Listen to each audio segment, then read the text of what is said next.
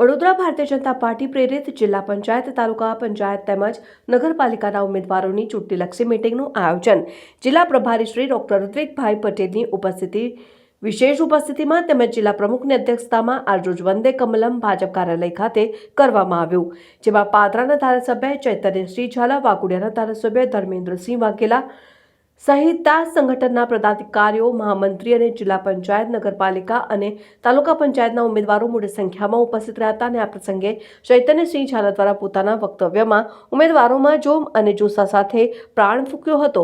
જિલ્લા અધ્યક્ષ doctor DJ Brahmbhatt સાહેબ દ્વારા કાર્યકરોને ચૂંટણીની માહિતી અંગે માહિતગાર કર્યા હતા. ડોક્ટર ઋત્વિક પટેલ દ્વારા ઉમેદવારોને ચૂંટણીલક્ષી માર્ગદર્શન આપીને તમામ સીટો જીતી લાવીને ભગવો લહેરાશે તેવો વિશ્વાસ વ્યક્ત કર્યો હતો અને પ્રભારીશ્રી દ્વારા તમામ સીટો ઉપર જીત માટે એડીચોટીનું જોર લગાડવા આહવાન કર્યું હતું.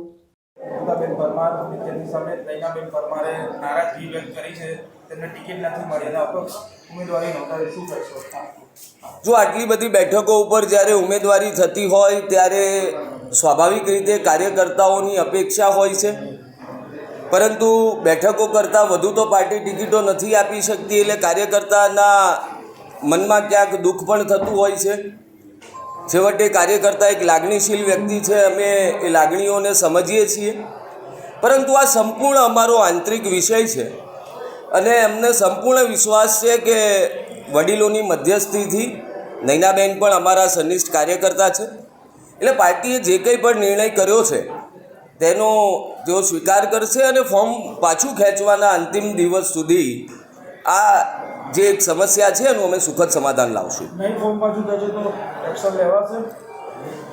હું કહું છું ત્યાં સુધી મને સંપૂર્ણ વિશ્વાસ છે કે નૈનાબેન અમારા વડીલોની મધ્યસ્થતાથી આ સમગ્ર જે સમસ્યા છે એનું સમાધાન લાવશે, એટલે કોઈ પગલાં લેવાનો પ્રશ્ન ઉપસ્થિત થશે જ નહીં. પટેલ સાહેબ, આ જ રીતે અગાઉ પણ ડેરીમાં આ પ્રકારે વિવાદ ઊભો થયો હતો.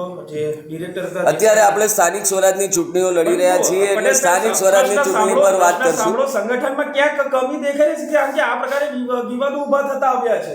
સંગઠનમાં કોઈ કમી એટલા માટે ન કહી શકાય મિત્ર કે 34 જિલ્લા પંચાયત, 8 જેટલી નગરપાલિકા, 8 જેટલી તાલુકા નગરપાલિકા અને તાલુકા પંચાયતમાં માત્ર એક બેઠક ઉપર વિવાદ થયો છે. એટલે સંગઠનની નબળાઈ નથી, સંગઠનની મજબૂતાઈ કહેવાય કે અમે સૌ એક સંમત થઈને બધાનું સંકલન કરીને ઉમેદવારો નક્કી કરીને આજે ફોર્મ ભર્યા છે. અને કદાચ સાંજ સુધીમાં આપને એ પણ ખબર પડશે કે બહુ બધી નગરપાલિકા બેઠકો, તાલુકા પંચાયતની બેઠકો અને જિલ્લા પંચાયતની બેઠકો અમે બિનહરીફ જીતી રહ્યા છીએ.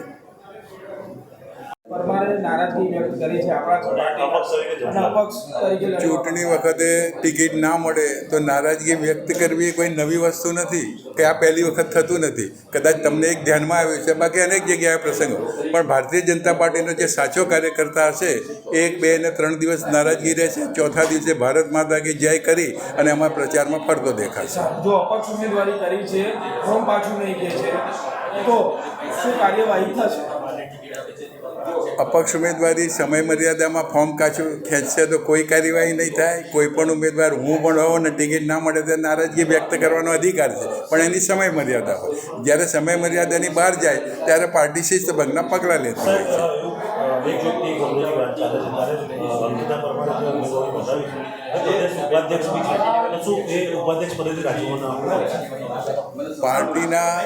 પાર્ટીની સૂચના છે કે પાર્ટીનો કોઈ પણ પદાધિકારી કે જિલ્લાનો પ્રમુખ હોય કે કોઈ પણ ટિકિટ માગવાને હકદાર છે, પણ જો એને ટિકિટ મળે તો એને પોતાના હોદ્દા પરથી રાજીનામું આપવું પડશે અને આ પાર્ટીએ નક્કી કરેલી વ્યવસ્થા છે.